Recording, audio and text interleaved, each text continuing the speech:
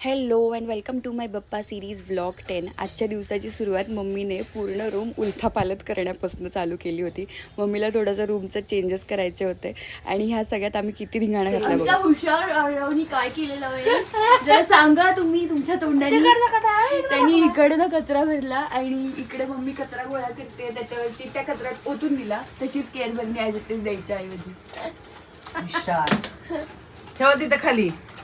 ओतायचं नाही, हुशार तिथं ठेवायचा. तो आता तिथं ओतणार होता. अरे बाबा ओतायचं नाही, ठेवायचं तिथं. आणि मागची ग्रिल घेऊन खाली आता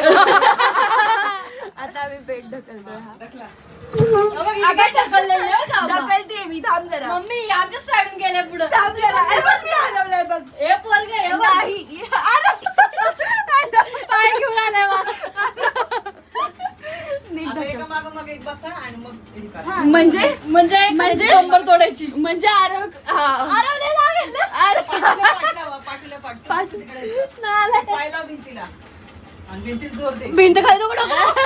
तू पुढे करा. मी माझी ठीक आहे वन मॅन आर्मी. हा बघ वन मॅन आर्मी बघ. अयो अशा उश्या घेतल्या तर अशी सगळी मजा मस्ती करत आम्ही बसलो जेवायला. आंबट चुक्याची भाजी, चपाती, शिरा आणि मसाले भात. संध्याकाळी मम्मीने घेतल्या होत्या पुऱ्या करायला. आम्ही उद्या कुठेतरी चाललोय तर तो सुद्धा व्लॉग लवकरच येईल. नंतर केली आम्ही आरती केली आणि आम्ही गेलो गणपती बघायला. तर हे जे मंडळ आम्ही न चुकता ह्यांचं दरवेळेस जिवंत देखावा बघायला जातो. खूप भारी असतं.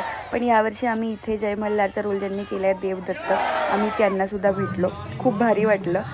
हे तर आम्ही कधीच मिस करत नाही. हे इतकं भारी नाटक होतं. हा जिवंत देखावा खरंच दरवर्षी बघण्यासारखा असतो. मी स्टेजच्या जवळ थांबल्यामुळे असा काहीसा माझा अवतार झाला होता घरी जाऊपर्यंत. नंतर रिलॅक्सला थांबलो. मस्त गरम गरम पावभाजी खाल्ली. पावभाजी माझी फेवरेट आहे. That's it for the vlog. Thank you for watching. Like share subscribe.